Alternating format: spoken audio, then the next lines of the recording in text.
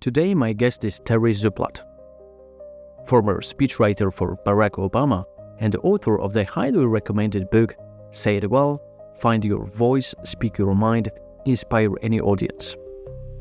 Hi Terry, it's great to have you here.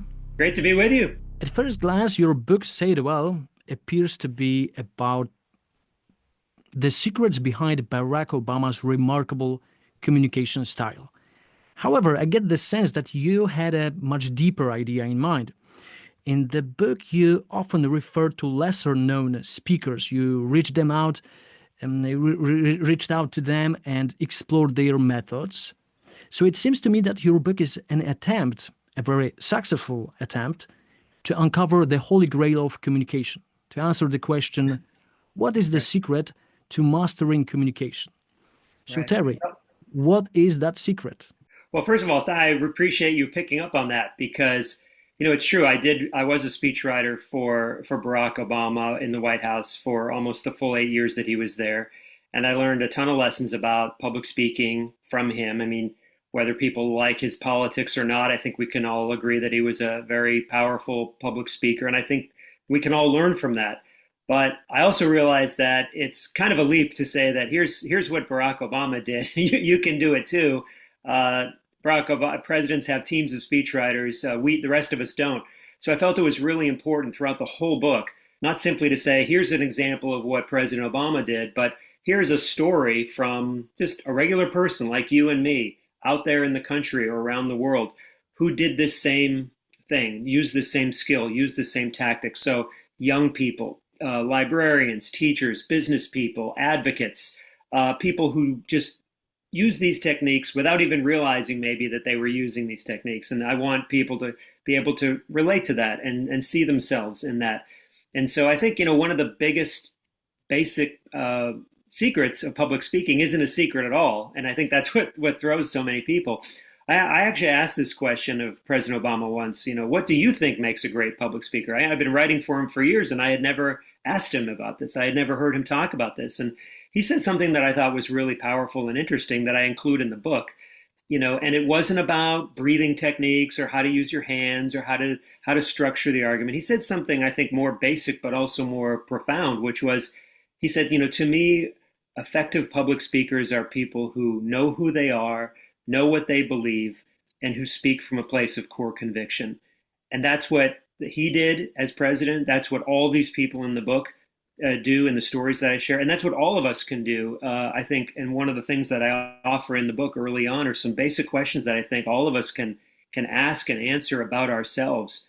Who are we? What do we believe? What do we value? What are we working towards? What's our mission? What's our purpose? These are big, deep questions. But when you get those right, you can be, if you want other people to believe in you, you have to believe in yourself and know what you stand for. And that to me is one of the biggest secrets of all. Yes, I fully agree. This is very simple yet profound, as you said. And your book is a significant event in the world of communication. For the first time in 20 years, I guess, a speechwriter has written a book revealing the behind-the-scenes work of the White House. So how much of a burden did you feel knowing this? Yeah, well, it's, a lot of White House speechwriters write books, memoirs, policy books. I wanted to do something a little different. I wanted to, again, share my experience, but in the form of lessons that you can actually use in your own life, whether you're a business person or an advocate or a student or a young person. I felt a burden in the sense that, number one, I wanted it to be worthy of a book associated in some way with President Obama and his administration. It was an incredible honor to work for him for nearly 8 years. And, to be honest, I didn't want to do anything that was going to embarrass him or embarrass us or reflect poorly on us. I was very grateful for the opportunity. And I thought I wanted people to see what it's really like to work for a president, both the privilege, but also the terrifying moments behind the scenes when you make mistakes and you're not sure if you're going to have a job the next day. Public service is a privilege. And so that to me was the burden. But I also wanted to be honest. I didn't want to sugarcoat things. And so I tried very deliberately to talk about some of the mistakes that we make. And And I was able to share conversations I had with President Obama over the years, where he's very candid about why he spoke the way he did, mistakes he made, how he worked to get better. Because I think one of the core lessons of the book is that we can all get better at this. This is a skill that we can learn, and it's something that Barack Obama went through in his life, and I think we can all learn from that. So how did your White House colleagues react to your book? And how did Barack Obama respond to it? Well, I have to say, no one's complained to me yet. One of the things I did try, not only does, like I said, so much of the book is about my conversations that I had with President Obama over the years that, I'm sharing with his permission, with the permission of his office. And so I hope your readers feel as they read this book that they feel like they're having a conversation with Barack Obama on every page about writing and speaking and narrative and how we communicate with each other and how we find the best in each other.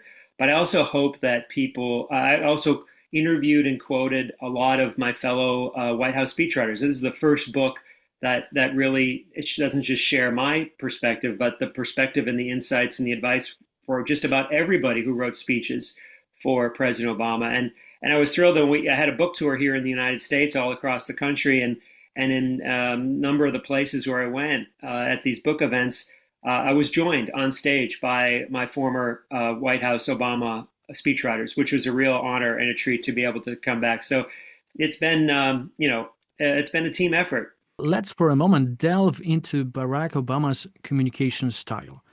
You worked closely with him and observed not only how he spoke publicly, but also how he interacted with the White House staff.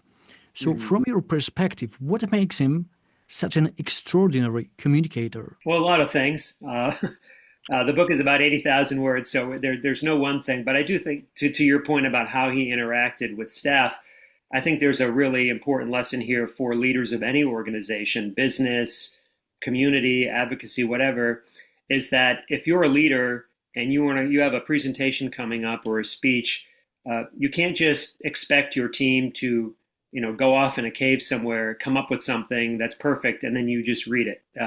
There's this, myth that, and too often I think a lot of leaders, particularly in business and big organizations, do that. Well, they say, I'm busy. I don't have time to tell my team what I want to say. It's their job to figure it out. Well, that's true to a point. It is their job to produce it and produce the content. But, successful partnerships when it comes to communications are collaborations. We talk about having a mind meld, and that can only work if the leader, whether they're the president, the CEO, or the executive director, takes the time to give guidance and input to their team. Speech writers are not mind readers. We don't know what our leaders are thinking unless they tell us. So one of the great things about Barack Obama was he always made time for his speechwriters. And that's pretty remarkable when you think about it. Not every president does that, but when there's a big speech coming up, he would have us up to the Oval Office a week or two in advance, sit down with us and talk through what he wanted to say. So before we ever wrote a word, before we ever did all of our research, because he knew that we'd be under pressure from all sorts of different directions in the White House and across the administration to say 1,000 things. But if we didn't know the one thing that he wanted to say, then we didn't know what to do. So to any CEO or business leader or executive who says, I just don't have the time to sit down with my communications team and my staff to tell them what I want, my answer is always, well, if the President of the United States could make time, we can all make time.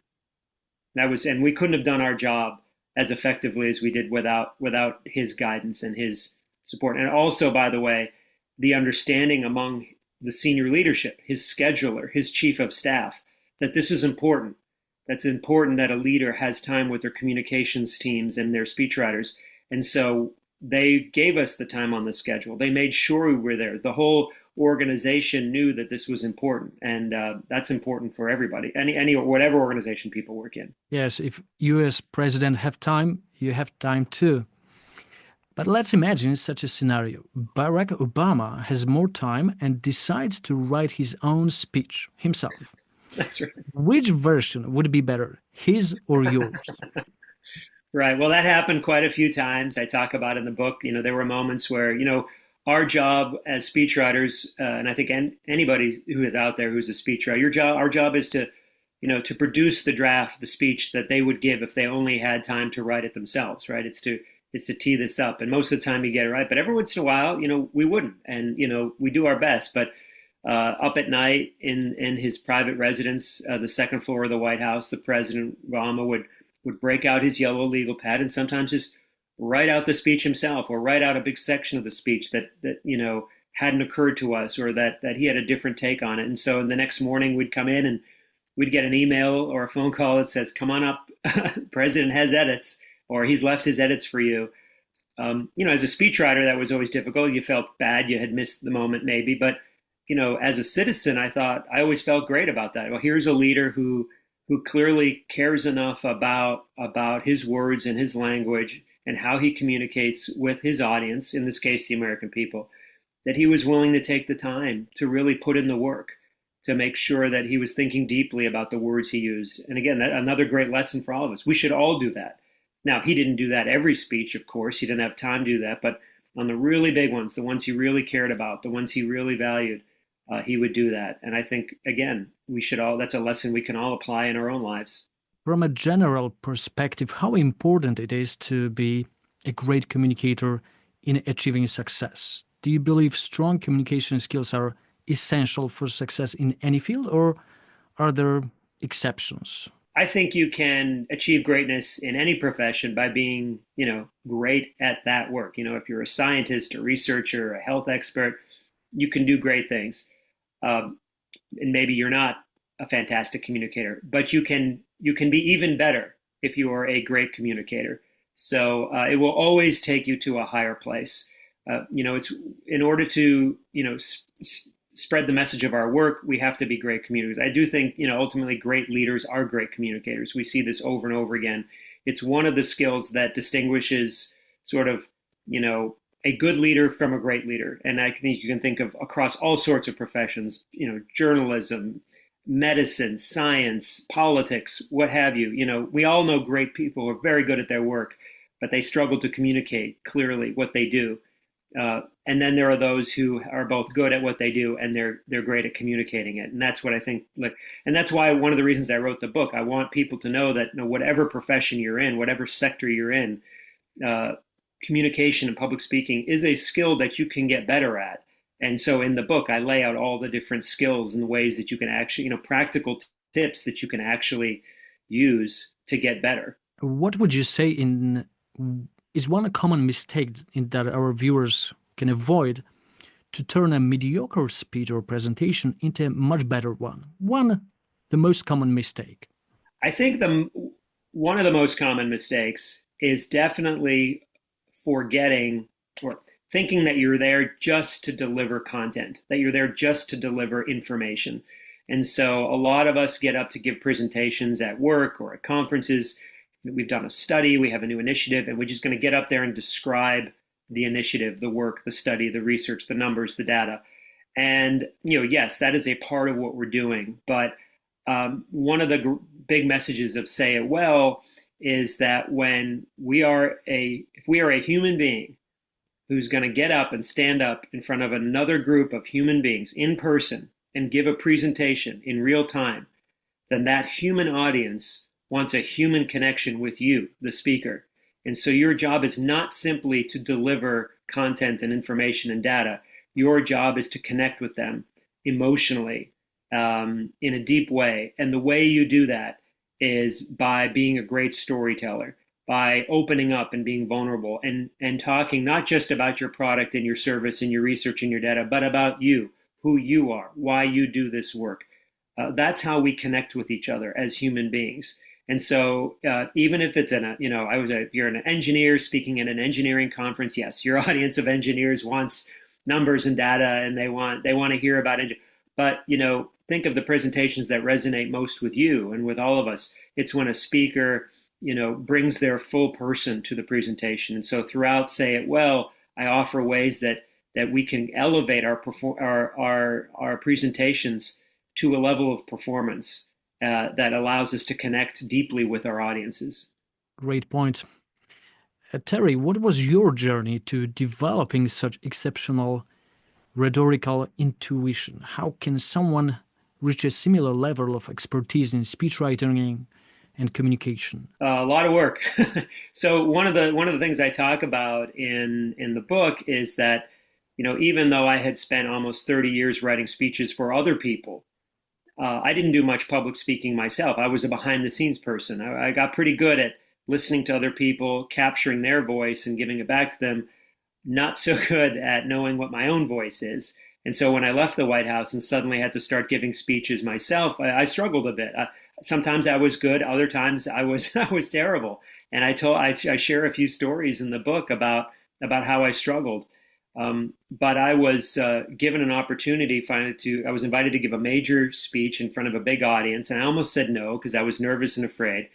But then I sat down. I think, I can keep hiding from this the rest of my life, or I can try to get better. And so I sat down and very deliberately tried to think through, what was it I was doing all those years for other people? What was it that Barack Obama was doing those 8 years that I wrote speeches for him? And I tried to, kind of reverse engineer and distill that work into some core lessons, and then apply them in my own life, apply them in my own experience to give a speech on my own. And I think, wow, the skills were there. I just had to distill them and bring them out. And so that's what this book is. This book is all the lessons I had to relearn to become a better public speaker myself. And again, I like I said, for a long time, I was a speechwriter who couldn't really hack it as a speech giver. I helped other people find their voice, but I couldn't really always find my own. And so it took a lot of work, and it took me many years, but my hope is that someone can read the book in a few days and they can they can save themselves a lot of anxiety. What is your favorite technique, trick, or rhetorical device from your communication toolbox? Again, there are a lot of people think they're going to read this book and they're going to hear something. My God, what were the secrets that if I just knew what Barack Obama was doing, I could do it too. But some of them, they're not always secrets. They're sort of right there. If go listen to a speech by President Obama or a speech by anybody or any kind of sort of presentation that you enjoy. And what are they doing there? I think number one, they're being authentic. Again, back to that opening point about, they know who they are, they know what they believe, they know why they're there, they know why they're speaking, a very clear sense of their purpose. And secondly, great speakers are great storytellers. They tell a story both throughout their presentation, but then they infuse their presentation with great stories. So it can be a customer story, a story of a patient, a story of you working with a client or a customer that brings alive your message. So stories. Great speakers are great storytellers. And I lay out in the book all the different ways that you can tell a story. Terry, your book is going to be spread around the world in many different languages. Can you please tell a bit more about that? Yeah, so I'm thrilled about that. So now, obviously, I'm an American. I wrote for an American president, and, a lot of the book, I think, will help people around the world understand how Americans actually communicate. So if you're a English as a second language, I hope you find it useful. But, I also believe that there are, even as we communicate differently from Europe to Africa to Asia, I do think there are some fundamental principles in how we communicate and connect with each other, just as human beings. And I don't just believe this, I know this. I know this because I traveled with President Obama to more than 40 countries around the world. I sat there often off to the side or the front row, watching him use these techniques and these skills with audiences all over the world. And they worked across cultures and communities and countries and demographics. And so I'm just absolutely thrilled that the book is being translated at the moment. We're up to 8 different languages around the world, including Lithuanian, German, and Polish. So within the next year or so, Say It Well it's already available to you all in English. You can go online and order it, but it's also going to be available in multiple languages, including Polish, within the next year or so. So hopefully that'll be coming your way. I don't know what "Say It Well" is in Polish, but I guess we'll find out. Yeah, great. Now I'd like to ask a few questions, very quick questions, where you choose between 2 options: Terry. Okay, can we do Sure. that? Oh, great. That's fun. Yeah, yeah, I hope so. So, a metaphor or analogy? um, I prefer analogies. Well, actually, no. I changed my answer. I like metaphors. I like the subtle metaphor. Uh, you know, President Biden just gave his farewell address, uh, recently, and he both opened and closed his speech with a beautiful story about the Statue of Liberty and what it represents, and how it's something that is an enduring symbol of our country. And I loved how he used that. I thought it was very effective. I think that's metaphor. I'm not sure. I always struggle, but yeah, I love it. And I love it when you don't have to hit your audience over the head. I think some speakers make the mistake of, you know, hitting the audience over the head over and over again until like the audience, you're sitting there going, we've all been there, right? Like, yeah, I get it. I understand what you're doing. I think the beauty in stories sometimes is when you kind of, you tell it, you walk up to the line and you let your audience take it the rest of the way and process it in their own way. The second question, I guess this will be easier for you. Humor or story? Oh, come on. Don't make me choose between humor or story. I want to choose, I want to choose a humorous story. That's the best of all, right? Because you need both. I teach speechwriting at a university, and one of the things I teach in both there and in my workshops is that you need humor in just about every situation, almost everywhere. I mean, I think the only time it doesn't work is when you're responding to a tragedy or a natural disaster in the moment. But even a few days later, at a eulogy, a memorial, humor helps us comfort one another. Humor helps us remind what we loved about the people we lost. So humor and stories are necessary all the time. So I reject the premise of the question. I choose option C, humorous story. Can I do that? Sure. Now, Steve Jobs' Stanford commencement or Martin Luther King's I Have a Dream speech? Well, I just, in my speechwriting course yesterday, I just mentioned Steve Jobs' famous Stanford commencement speech. I think it's a great speech because, again, he did everything we talked about, right? He was authentic. He got up, and all he does, he said, I'm just going to get up and tell you three stories about his life. And he just tells you, boom, boom, boom, 1, 2, 3, 3 stories. It's a great model, I think, for anybody, anywhere who wants to give a powerful presentation.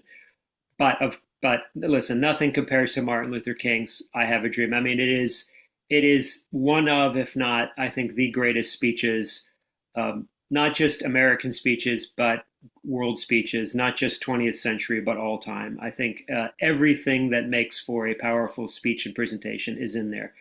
It's got a compelling message. The delivery is just phenomenal. It's a piece of poetry. It's a work of art that he delivers through voice. That's what we should all. It is the bar we should all aspire to. Few of us will ever get there, but it is. In my book, it's one of the all-time greats. Presentation with slides or without slides? It depends. It depends. It depends to me. It depends on the slides. I think there's a right way and a wrong way to do this. And I think, unfortunately, we've all been in the audience when it's done poorly. I think the worst thing we can do as a speaker is have, 100 slides and every slide is just packed with numbers and data, and your audience doesn't know where to look. You overwhelm them and they're just exhausted by the time you're done. It's information overload. The way I try to do it and the way I encourage people to do it is if you feel that slides can, well, number one, get your message right first. Get your content right. Write your presentation, a script. Be sure of what you want to say. And then ask yourself, would slides of some kind enhance this or detract from it? And if you, and again, it also depends on the setting. In most cases, you probably aren't. I mean, take a eulogy or memorial service where people are grieving or celebrating the life of someone they lost. If you're in a church or a temple, you're probably not going to do that. But if you're doing a memorial service somewhere else, you might choose to have beautiful photographs of that person on a screen when you're talking. What a beautiful way to bring their story and their life alive. If you're a business leader, you obviously may choose to have some slides. But again, when I do it, when I do my presentations, I'm talking and I have some with words, but most of the slides that are sort of like the background, the wallpaper, the scenery as I talk are just photos of me working with President Obama, taking the audience behind the scenes. So I'm not just telling you about it. I'm actually showing it to you.